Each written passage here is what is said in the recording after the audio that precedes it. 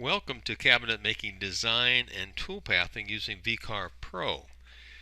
Now, if you had done the wall cabinet tutorial for the Desktop Max by ShopBot, you should have ended up with two sides for wall cabinets that look something like this. And we're going to take a look at some things first here before we proceed, because all cabinet plywood is not created equal. So here we have a thickness of 0.7. I'm going to guess that's probably a foreign made, probably China-based product. Usually the thickness of American-made hardwood plywood is closer to 0.735, 0.738, but it will vary. So first of all, you're going to need to get out your thickness caliper and check to see the thickness. Now, it happens to be that the plywood that I was using for testing was 0.736.5. I'll use 0.737, and we'll be getting that back to that example later.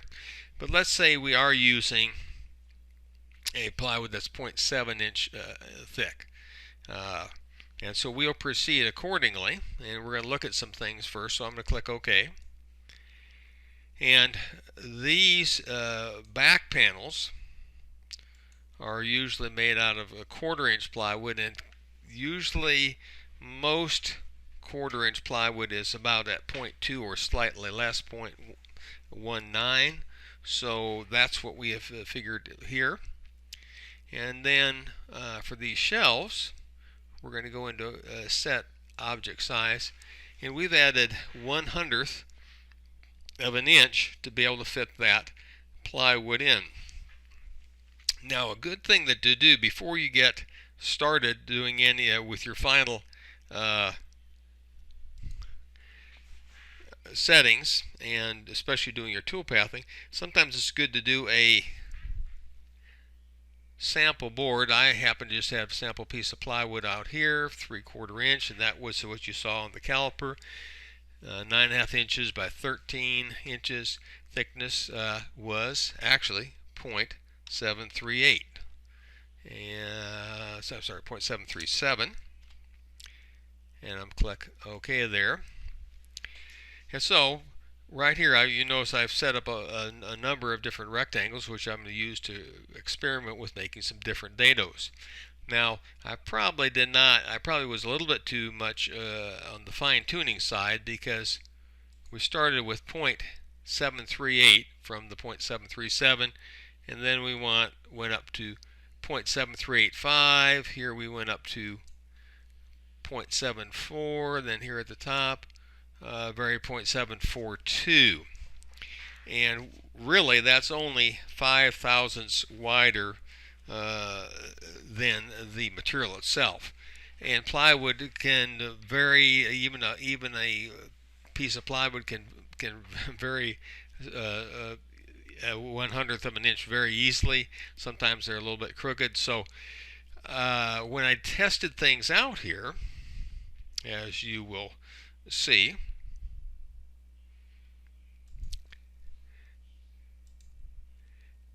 I cut across the face of this plywood just to make sure that that piece would fit in, and I was able to get a number of these to fit in less than 1/100th. I even got, the 5 thousandths was sufficient, but the 1/100th is definitely probably the better approach.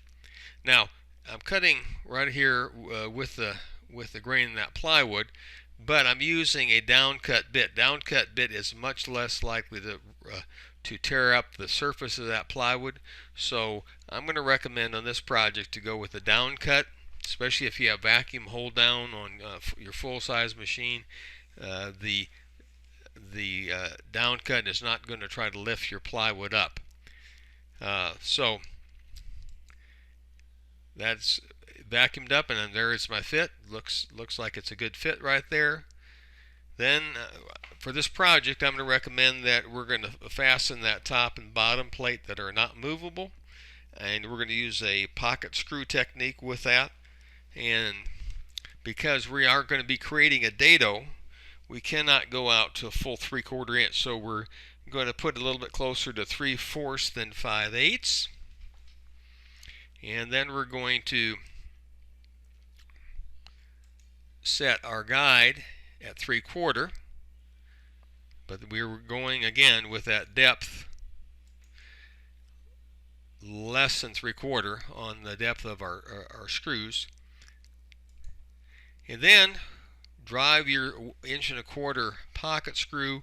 You can see where it's coming. You can see how deep this dado is right here, and you can still see that we have enough of wiggle room here, so it's going to bind enough. We're going to, of course, put glue in here, but it will have enough to hold, but it will not pop through the outside of the cabinet.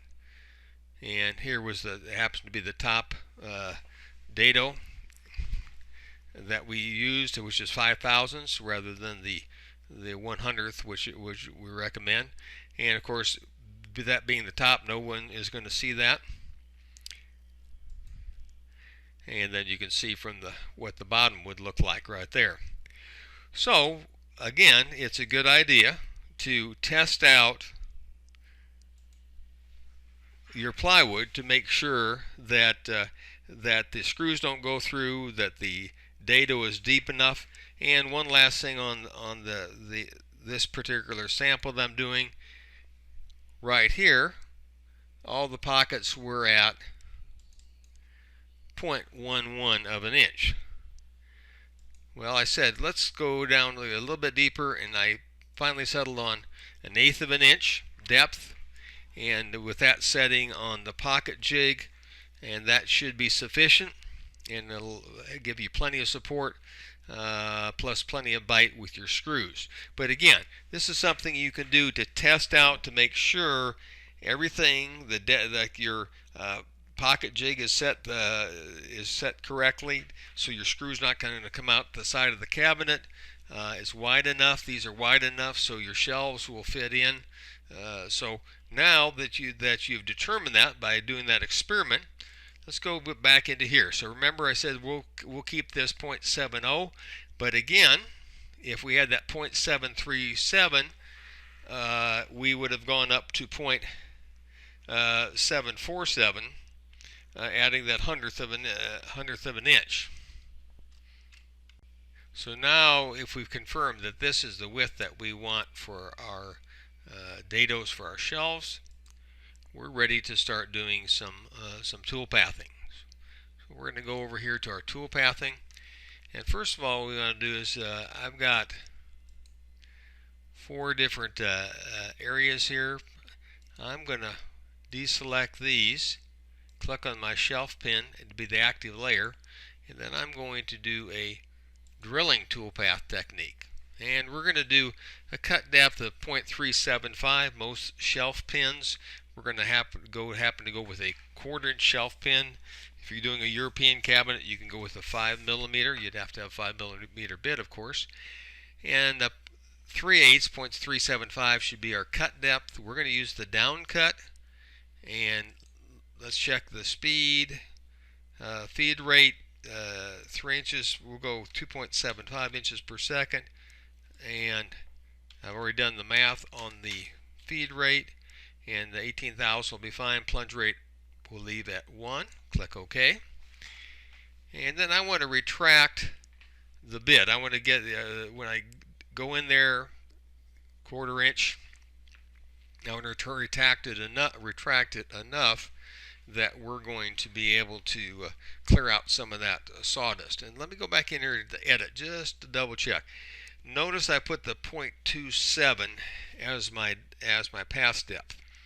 Usually you can safely, for a 1/4 inch bit, you can go 1.5 times the diameter. We're going to go 0.27. This way, if you were going through 3/4 inch material, you could do it in 3 passes instead of, for example, 4 passes, if you're going a little bit deeper than 0.75. Okay, so we got this, and we're going to click OK. We're going to call this drill shelf pins. And we're going to select all those holes and calculate. and preview that selected toolpath right there. That's looking good. Now we'll go back into our 2D view, and we'll go ahead to our rabbits right here, and go back close here, and we're going to go to pocketing, and here we want to go about a ½ inch deep on that, and we're going to call this pocket rabbit back panel. Okay, then we're going to hold the shift key down, select both of those, and calculate, and preview selected toolpath. And that's, well, why did not that? Let me go back in here. Something was deselected. Holding my shift key down again, calculate, and then preview selected toolpath. There we go. Remember, if it doesn't look right on on your preview, don't cut, because it's not going to come out right. Go back to our 2D view. I'm going to click off my rabbiting the back there. Next thing I want to do is I just want to put out my shelf pins, the wall shelves, and I'm going to close this. I'm going to go back into pocketing. Again, we're using the same down cut bit, but this time we're not going to do a ½ inch. We're going to do the 1/8 inch that I showed you on that sample board that I experimented with. An 1/8 inch will give it enough bite to hold the shelf in place, but also enough bite for your pocket screws to tight. We'll just go ahead and go with a raster. So going up and down, we'll go with 90 degree. We want a plunge move of 1 inch, and we're going to go pocket dado shelves, and we're going to calculate those, but I got to select them first. So if I go from right to left, and anything I touch is going to be selected, calculate, and preview selected toolpath. That's looking pretty good. And then the last thing I need to do is I'm going to go to the wall cabinet cutout, select that. That's the active layer. Go back to my 2D view, close here, and now I'm going to go to my profile, and I'm going to go to 0.76. Well, let's see, that's 0.70 on that. We can probably go with a little bit less on that, maybe 0.72 we probably could get by with, but sometimes on the thinner plywood you need to go a little bit farther to get a clean edge, especially if we're doing that down cut bit. So I'm going to go 0.725 on this, and you will see how that works. We got the same upcut bit. We want it on the outside. We'll do a conventional cut, which is goes a little smoother, and we're going to add some tabs to here. So we're going to edit tabs, and if we wanted to, we could put a constant number. Let's say we put 8 here and add tabs. It would help if I had close this, help if I'd selected my vectors, then we wouldn't have this problem. Getting back here, we'll take a look at it. Thickness, we're going to create a 3D tab. That's an easier on the machine. And 1 inch with thickness of, usually we can go with 1/8 of an inch there. Now I'm going back and edit tabs, and let's see, there we go. And that lines things up pretty good. The only thing I'd like to do is I want to move these tabs off this edge. The reason why they're a little bit harder to cut out right in the edge, I'm going to move down here. All you have to do is click on this and move it slightly, and there we go. I'm going to come over here to this corner, move it up slightly there, and then on this other corner, move that down. Just click on it and drag it. Okay, if that happens, all you have to do is click again, and it's going to put one right in there. So we're looking pretty good on that. We want a ramp on that, and since we're only going down a fairly short amount, we can go probably 2-inch ramp on that. And we're going to put profile cut out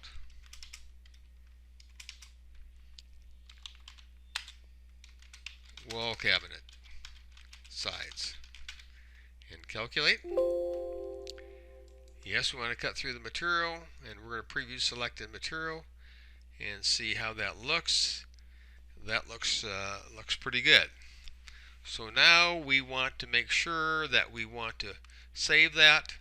So I'm going to File, Save As, and I'm going to put Wall Cabinet Max 30 with toolpaths. And click Save that. Okay. So now we have the sides, but what about the two movable shelves that we want in here, and then the top and the bottom shelf? Okay. So we've got this all saved. So let's go ahead and go to another copy of that we have right here. And that's one right here. And notice I've already renamed it Shelves for Wall Cabinet. Now what we're going to do is we're going to use these existing vectors to easily create the exact size shelves that we want. So first of all, we're going to go in here and we're going to take where it says shelf pins. We're going to click on that and we're just going to delete that layer. It's going to ask, do we want to move? No, we want to delete the data. So that's gone. And let's go ahead and we can select some of this, but all we're going to need for this one is we're going to need to rename this. We're going to put Wall Cabinet Top, Bottom Shelves. Okay, and this one we're going to put rename, right clicked on that, rename Wall Cabinet Movable, and get over here, shelves. Okay. Okay, before we delete anything more, let's go ahead and look at what we need.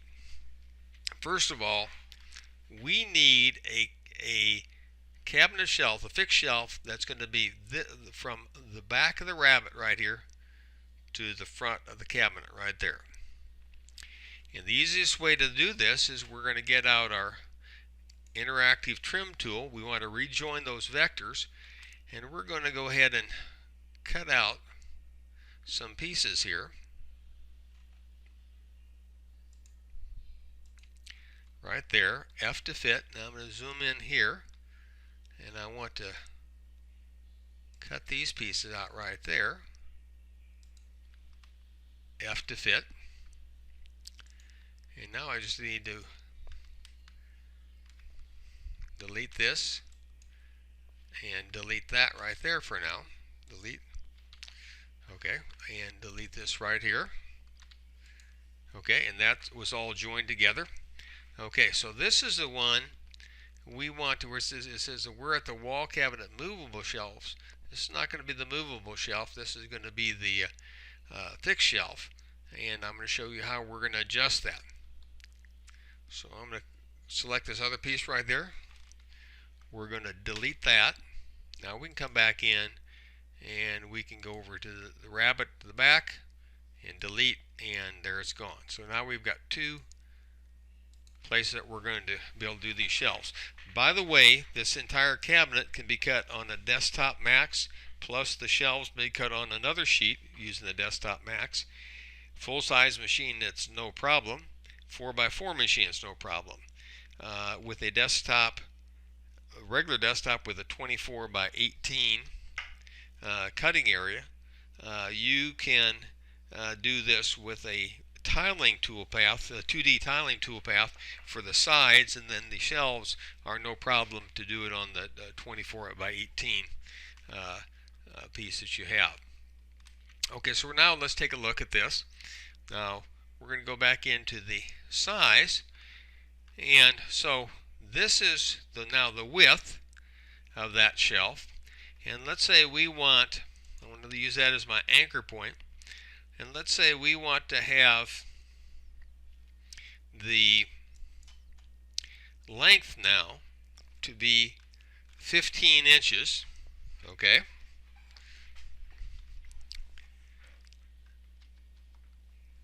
Except I made a mistake there. I'm going to hit Control Z. I'm going to unlink those first. Now, okay, I'm going to add 15 inches, okay? And that's all the way, that's going to be all the way to the front from the back, and then all the way to this into the sides. Now before I make any modifications on this, I'm going to, it's selected as you can see, I'm going to right click and I'm going to go down, I'm going to copy to layer top bottom. Okay?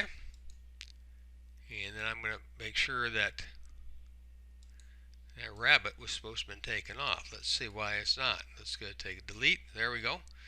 Okay, so now I want to go in, and those are both selected.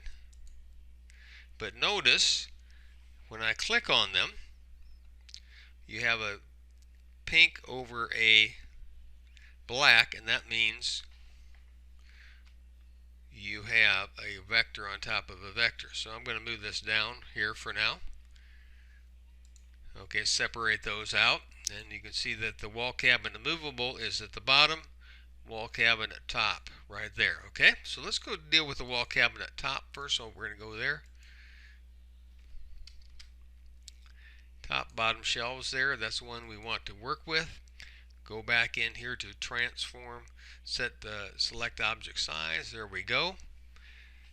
And we know that we're doing a dado 1/8 of an inch on both sides at 0.125. So we're going to add to this right here 15¼ inches, and same anchor point.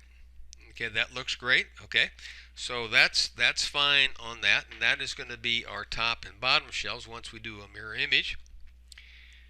And then I'm going to close that right now. We're going to go here, go over to my wall cabinet movable, and go back into our transform. Select that.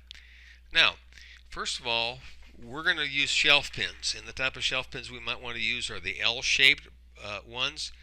And once those are in place, once the plywood shelves in there, that sort of locks them in place better than the ones that are just pins. And so we're going to need to make some adjustments in case we're using a face frame.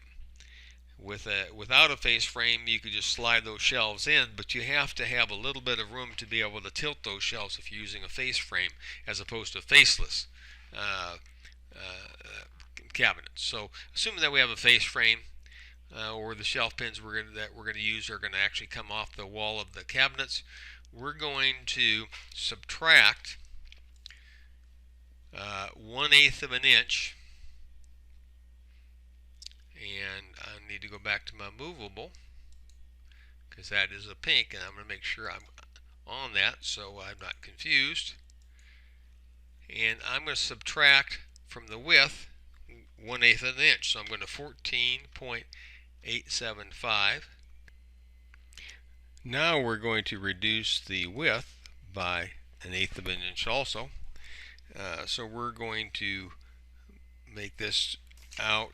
It's going to be 10.925. That gives a little bit of wiggle room on that shelf. So especially if we did a faceless frame, that it would not be pushing out the door or pushing against the face frame. So we're going to apply this. Okay, so now we have both shelves, the top and bottom, how we want them. Okay, so this one we're just going to select for now, and we're going to do a mirror image. I want to create a mirrored copy, and we're just going to go to the right. Okay, and I'm going to close this, and I'm going to do the same thing here, but first of all I'm going to move this out. I'm going to move this, I want it to be relative. I want to move the X at least 1 inch, so 1.25. Okay, that looks pretty good right there. Then I'm going to close, and I'm going to go over here and do a mirror image on the bottom. I'm going to go to the right, but we're going to go over here to the right, and I'm going to click on this, close that, and go to my transform objects, move selected object, X. I want to be relative 1.25. Okay, this one's a little bit shorter. That does not matter. Okay, then I'm going to go over here. I'm going to close this. I'm going to select everything right here, and I'm just going to center this in the material. And I'm going to center it top and bottom as well.